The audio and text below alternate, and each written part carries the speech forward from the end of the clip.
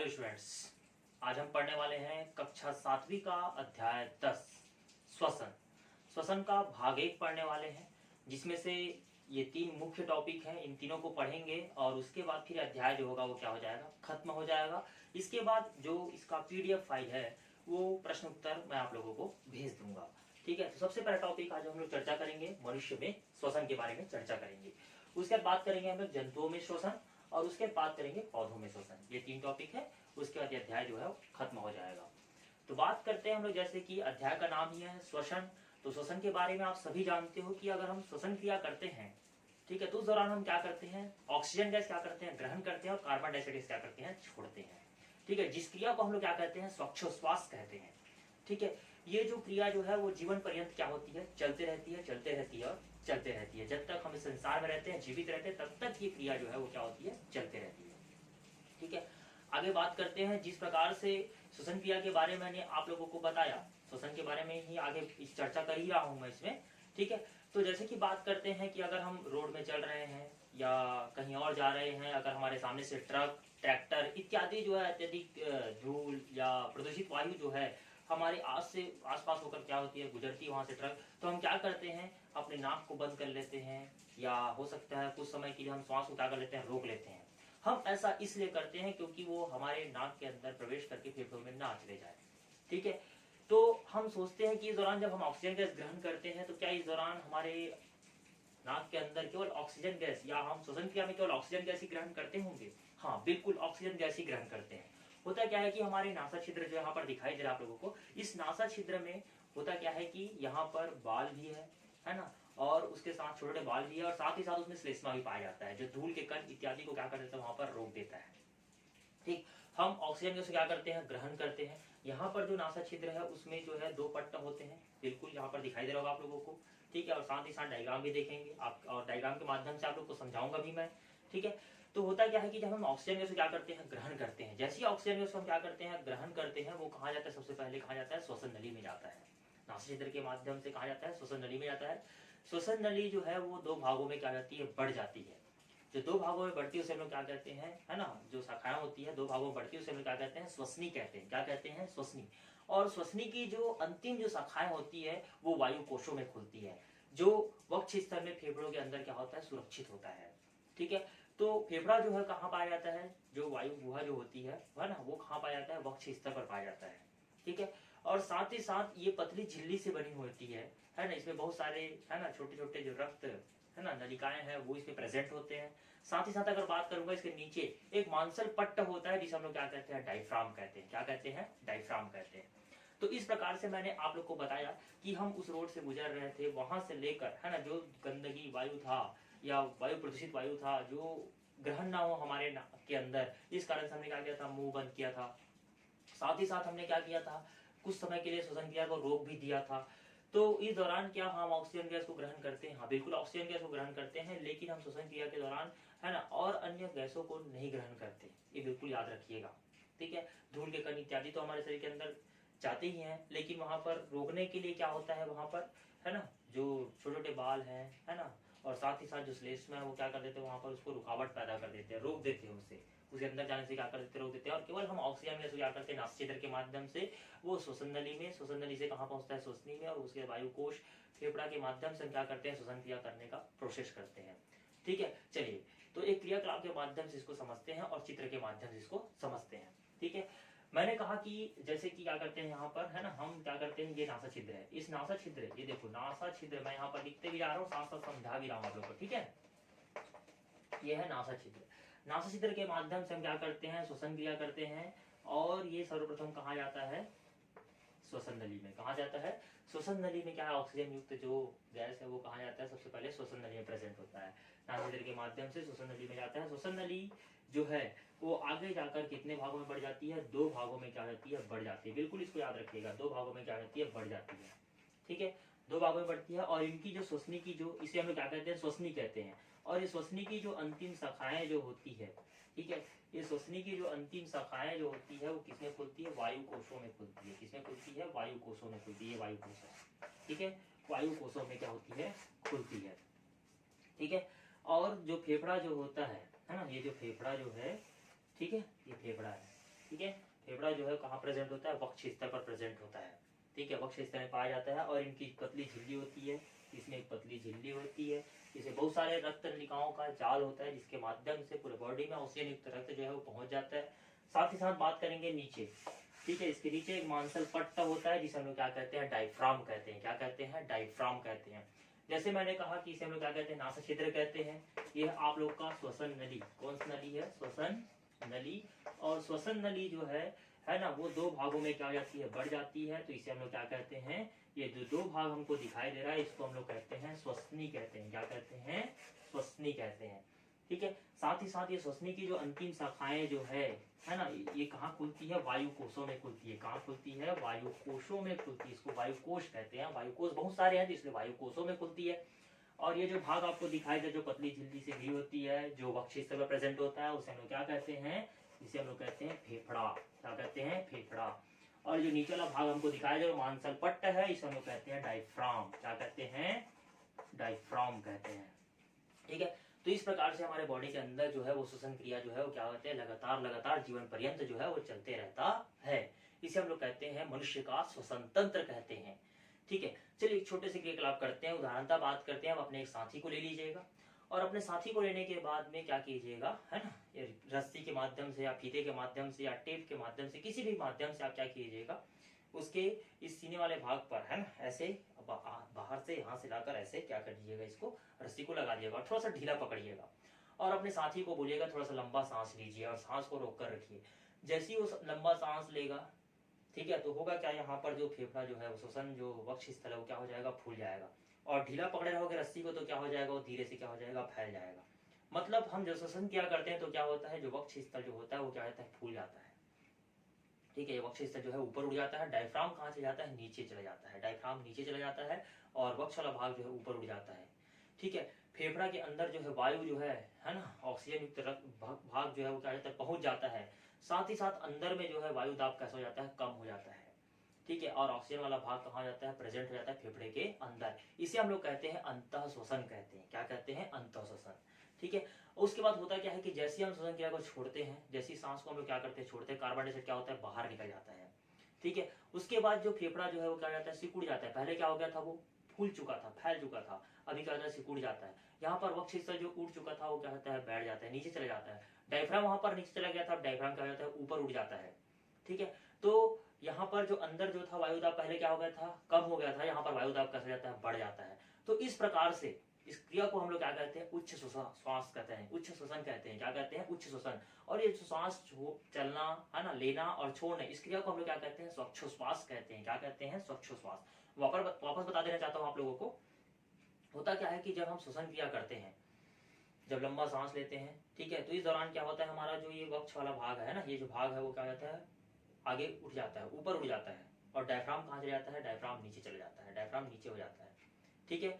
और अंदर जो है वायु दाब कैसा हो जाता है, कम हो जाता है। अंदर जो है वायु दाब कैसा हो जाता है, कम हो जाता है। और फेफड़ा जो है कैसा होता है, फूल जाता है, क्योंकि उसमें ऑक्सीजन जो है पूर्णतः पहुंच चुका है। इस क्रिया को हम लोग क्या कहते हैं, अंतः श्वसन कहते हैं। क्या कहते हैं, अंतः श्वसन। और जैसे ही हम सांस छोड़ते हैं, इस दौरान कार्बन डाइऑक्साइड क्या हो जाता है, बाहर निकल जाता है। और यहाँ पर फेफड़ा जो है वो क्या होता है, सिकुड़ जाता है। फेफड़ा कैसा जाता है, सिकुड़ जाता है, ठीक है। और साथ ही साथ यहाँ पर जो वायुदाब पहले क्या हो गया था, कम हो गया था, वायुदाब कैसा जाता है, बढ़ जाता है। और डायफ्राम जो नीचे रह गया था वो कैसा था, डायफ्राम ऊपर उठ जाता है, ठीक है। तो इस क्रिया को हम लोग क्या कहते हैं, स्वच्छोश्वास कहते हैं। सांस लेना और छोड़ने की क्रिया को हम लोग क्या कहते हैं, स्वच्छोश्वास कहते हैं। क्या कहते हैं, स्वच्छोश्वास कहते हैं।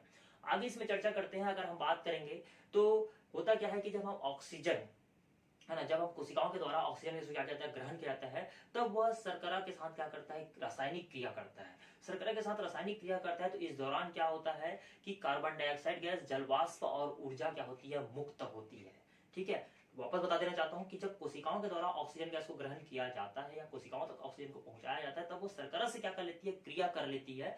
और इस दौरान क्या होता है, रासायनिक क्रिया होती है। और जब रासायनिक क्रिया होती है तो इस दौरान, रासायनिक क्रिया के दौरान क्या होता है कि कार्बन डाइऑक्साइड गैस, जलवाष्प और ऊर्जा क्या होती है, मुक्त होती है। इस क्रिया को हम लोग क्या कहते हैं, श्वासोच्छ्वास कहते हैं। तो ये तो हो गया मनुष्य में श्वसन की क्रिया किस प्रकार से हो रही है, कैसे हो रही है, जिसके कारण से हम श्वसन क्रिया कर पा रहे हैं। तो इस दौरान आपने समझा कि हम क्या करते हैं, ऑक्सीजन गैस ग्रहण करते हैं और कार्बन डाइऑक्साइड क्या करते हैं, छोड़ते हैं। जैसे हम सांस लेते हैं, यहाँ पर रखिएगा उंगली, आपको ठंडा ठंडा महसूस होगा। जैसे ही सांस छोड़ते हो यहाँ पर गर्म गर्म महसूस होता है। तो जैसे ही आपने श्वसन क्रिया अंदर किया मतलब ऑक्सीजन गैस अंदर गई, और जैसे ही सांस आपने छोड़ा मतलब कार्बन डाइऑक्साइड गैस गर्म गर्म जो बाहर निकल रही है वो कार्बन डाइऑक्साइड है। तो इस प्रकार से हमने सीखा कि ये श्वसन की क्रिया जो है लगातार लगातार जीवन पर्यंत क्या होती है, चलते रहती है। चलिए आगे बात करते हैं इसमें जंतुओं में श्वसन। तो जंतुओं में श्वसन में अगर हम बात करते हैं तो जिस प्रकार से मैंने कहा कि मनुष्य जो है वो फेफड़ों के द्वारा क्या करता है, श्वसन क्रिया करता है, जैसे मैंने आप लोगों को डायग्राम के माध्यम से बताया। तो ये फेफड़ों के द्वारा क्या करता है, श्वसन क्रिया करते हैं। तो ऐसे बहुत सारे जंतु भी है जो फेफड़ों के माध्यम से श्वसन क्रिया करते हैं। जैसे कि बात करूंगा मैं बकरी, गाय, बैल, भैंस, ठीक है, खरगोश, छिपकली, ऊंट इत्यादि जितने भी जानवर है वो सब क्या करते हैं, फेफड़ों के माध्यम से क्या करते हैं, श्वसन क्रिया करते हैं। प्रोसेस यही है। ठीक, आगे बात करते हैं इसमें। अगर हम लोग बात करते हैं जलीय जीव जंतु का अगर बात करते हैं तो उसमें अगर मैं बात करूंगा मछली का, तो मछली में क्या पाए जाते हैं, गिल्स या गलफड़े पाए जाते हैं, जिसके माध्यम से वो क्या करता है, श्वसन क्रिया करता है। ठीक है, गिल्स और गलफड़े पाए जा रहे हैं जिसके माध्यम से वो क्या करता है, श्वसन क्रिया करता है। तो श्वसन क्रिया जब स्टार्ट होता है, ठीक है, तो इस दौरान क्या होता है कि वो पानी के अंदर तो प्रेजेंट होता है वो मछली जो है, जो भी जलीय जंतु है, तो वो क्या करता है, पानी को देखोगे आप लोग क्या करता है वो, है ना, बार बार क्या करता है, मुंह के अंदर ले जाता है पानी को, बार बार वो पानी के ऊपर आता है। पानी गंदा होने के बाद भी अगर पानी साफ भी है तो भी क्या करता है, बार बार वो मुंह को क्या करता है, खोलता है। तो इस दौरान वो पानी को अंदर क्या करता है, मुंह से अंदर ले जाता है। लेकिन पानी को मुंह के अंदर ले जाने के बाद में वो उसके इर्द गिर्द आप लोग देखोगे कटे हुए भाग दिखाई देते हैं, ठीक है, जिसके अंदर गिल्स प्रेजेंट होते हैं। तो जैसे ही वो मुंह के अंदर पानी को अंदर करता है तो वो गिल्स के माध्यम से पानी को वापस बाहर कर देता है। लेकिन पानी में घुली हुई जो ऑक्सीजन गैस है उसको क्या कर लेता है, वो अपनी श्वसन क्रिया में क्या कर लेता है, ग्रहण कर लेता है। जिसके दौरान वो क्या करता है, पानी के अंदर भी रहकर भी वो क्या करता है, गिल्स के माध्यम से श्वसन क्रिया करता है और अपना जीवन यापन करता है। तो इस प्रकार से जो जलीय जीव जंतु है जिसके अंदर गिल्स प्रेजेंट है उसके माध्यम से वो क्या करते हैं, श्वसन क्रिया करते हैं। वापस बता देना चाहता हूं आप लोगों को कि वो मछली जो है वो क्या करता है, पानी को जैसे मुंह के अंदर भरता है तो वो क्या करता है, उसके इर्द गिर्द आप लोग देखोगे कटे हुए भाग दिखाई देते हैं जिसमें गिल्स पाए जाते हैं, गलफड़े पाए जाते हैं। तो उसके माध्यम से वो क्या करता है, जैसे ही पानी को मुंह के अंदर करता है तो वो कटे हुए भाग से पानी को बाहर निकाल देता है। ठीक है, लेकिन उस पानी के अंदर खुली हुई जो ऑक्सीजन गैस है उसको वो क्या कर लेता है, ग्रहण कर लेता है। ठीक है, उसको ग्रहण करता है और साथ ही साथ ऑक्सीजन को ग्रहण करने के बाद में वो श्वसन क्रिया करना प्रारंभ कर देता है। तो इस दौरान वह जीवन पर्यंत अपना क्रियाकलाप करते रहता है जब तक आप उसे बाहर निकाल कर नहीं खा लेते, या उसका जीवन काल जब तक रहता है तब तक वह क्रिया करते रहता है। ठीक, चलिए बात करते हैं इसमें। अगर हम लोग बात करेंगे, तितली बात करेंगे, तिलचट्टा बात करेंगे, ठीक है, तो इनमें क्या पाया जाता है, फेफड़ा नहीं पाया जाता, ना तो गिल्स पाए जाते हैं। ये श्वसन नलिकाओं के माध्यम से क्या करते हैं, श्वसन क्रिया करते हैं। इनमें श्वसन नलिकाओं का जाल पाया जाता है जिसके माध्यम से क्या करते हैं, श्वसन क्रिया करते हैं। ठीक है, ऐसे और जंतु है जो फेफड़े के माध्यम से या गिल्स के माध्यम से या श्वसन नलिकाओं के माध्यम से नहीं अपितु अपने त्वची श्वसन के माध्यम से क्या करते हैं, अपना श्वसन क्रिया करते हैं। जैसे कि बात करूंगा मैं, केचुआ बात करूंगा, गेंगरवा जिसको हम लोग बोलते हैं, ठीक है, केचुआ बात करूंगा, जोंक बात करूंगा, ठीक है, और साथ ही साथ बात करूंगा, मेढक बात करूंगा। तो ये सब जो है वो क्या करते हैं, त्वची श्वसन के माध्यम से, त्वची के माध्यम से, त्वचा के माध्यम से, ऊपर त्वचा के माध्यम से क्या करते हैं, श्वसन क्रिया करते हैं। ठीक है, तब ये क्या करते हैं, श्वसन क्रिया करके अपना जीवन यापन करते रहते हैं। बात करूंगा मैं मेढक का, तो मेढक भी क्या करते हैं, जब वह पानी में रहता है तो क्या करता है, वह त्वची श्वसन करता है। लेकिन जैसे ही वो थल पे आ जाता है तो वो क्या करता है, फेफड़े के द्वारा श्वसन करता है। तो ऐसे है ना जो जंतु होते हैं उसे हम लोग क्या कहते हैं, उभयचर जंतु कहते हैं। क्या कहते हैं, उभयचर, एम्फीबियंस कहते हैं। बात करूंगा, मेढक जो है वो क्या करता है, जल में भी श्वसन कर सकता है और थल में भी श्वसन कर सकता है। लेकिन जल में जब श्वसन करता है तो वह त्वचा के माध्यम से श्वसन करता है, लेकिन जब थल में श्वसन करता है तो वह किसके द्वारा, फेफड़े के द्वारा क्या करता है, श्वसन करता है। इस बात को बिल्कुल नोट कर लीजिएगा, जिसे हम क्या कहते हैं, उभयचर जंतु कहते हैं या एम्फीबियन कहते हैं। ठीक है, चलिए, तो ये तो हो गया जंतुओं के बारे में जिसके माध्यम से मैंने बताया कि कुछ जो है जंतु जो है फेफड़ों के माध्यम से श्वसन करते हैं, कुछ जंतु जो है वो गिल्स के माध्यम से श्वसन करते हैं जो जल में रहते हैं। बात करूंगा कुछ जो जंतु है जैसे तितली, तिलचट्टा इत्यादि के बारे में मैंने बात किया, मिलीपिड्स के बारे में बात किया, ये श्वसन नलिकाओं के माध्यम से क्या करते हैं, श्वसन क्रिया करते हैं। बात किया मैंने जैसे यहाँ पर त्वचा श्वसन करने वाले केचुआ, जोक, और बात किया मैंने मेढक, ये त्वचा के द्वारा क्या करते हैं, श्वसन करते हैं। ठीक है, चलिए आगे बात करते हैं इसमें पौधों में श्वसन। तो पौधों में श्वसन के बारे में आप लोग जानते ही हो, लेकिन प्रकाश संश्लेषण की क्रिया के दौरान ये क्या करते हैं, कार्बन डाइऑक्साइड क्या करते हैं, ग्रहण करते हैं और ऑक्सीजन गैस क्या करते हैं, मुक्त करते हैं। लेकिन प्रत्येक पेड़ पौधे जो है वो श्वसन की क्रिया के दौरान क्या करते हैं, ऑक्सीजन गैस को क्या करते हैं, ग्रहण करते हैं और कार्बन डाइऑक्साइड गैस को छोड़ते हैं। बिल्कुल याद रखिएगा। कहा जाता है ना, और जानते भी होंगे कि रात्रिकालीन बेला में हमें पेड़ के नीचे या वृक्ष के नीचे नहीं सोना चाहिए। होता क्या है कि ये श्वसन क्रिया के दौरान ऑक्सीजन गैस तो ग्रहण करते हैं और कार्बन डाइऑक्साइड गैस छोड़ते हैं। अगर वहां पर इर्द गिर्द कार्बन डाइऑक्साइड की मात्रा ज्यादा हो गई और हम पेड़ के नीचे सोए हैं तो हमें श्वसन क्रिया करने में थोड़ी सी परेशानी आएगी, हमारा दम जो है वो घुटने लगेगा, गर्मी ज्यादा महसूस होगी। ठीक है, तो इस प्रकार से आपने जाना कि है ना, वो क्या करते हैं, ऑक्सीजन गैस ग्रहण करते हैं और कार्बन डाइऑक्साइड गैस क्या करते हैं, मुक्त करते हैं। होता क्या है कि पत्तियों में है ना, पौधों की पत्तियों में क्या पाया जाता है, छोटे छोटे छिद्र पाए जाते हैं, रोम छिद्र पाए जाते हैं, जिसे हम लोग क्या कहते हैं, रंध्र कहते हैं। क्या कहते हैं, रंध्र, या इंग्लिश में इसे कहा जाता है स्टोमेटा कहते हैं। जब इसे हम लोग सूक्ष्मदर्शी के माध्यम से काट कर इसको स्लाइड के माध्यम से अगर हम लोग देखते हैं तो इसे हम लोग क्या कहते हैं, रंध्र कहते हैं, स्टोमेटा कहते हैं, जिसके माध्यम से वो क्या करता है, कार्य करता है और अपना श्वसन क्रिया करते रहता है। तो ये तो पत्तियों में हुआ श्वसन की क्रिया। बात करते हैं तनों में भी होता है, जिसमें हम लोग पाया जाता है वात रंध्र पाया जाता है। क्या पाया जाता है, वात रंध्र पाया जाता है, जिसके माध्यम से वो क्या करता है, श्वसन क्रिया करता है और अपना जीवन यापन करते रहता है।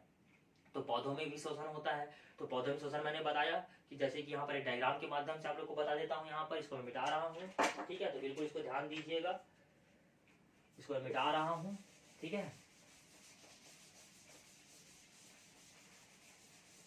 चलिए, तो बात करते हैं, यहाँ पर मैंने है ना पत्ती यहाँ पर बना रहा हूँ मैं, ठीक है, और यहाँ पर आप लोग ऐसे डायग्राम देखे होंगे, है ना, ऐसे कुछ बना रहता है, न्यूक्लियर न्यूक्लियर, है ना। तो ये जो भाग है ना, यहाँ पर आपको रोम छिद्र दिखाई देंगे।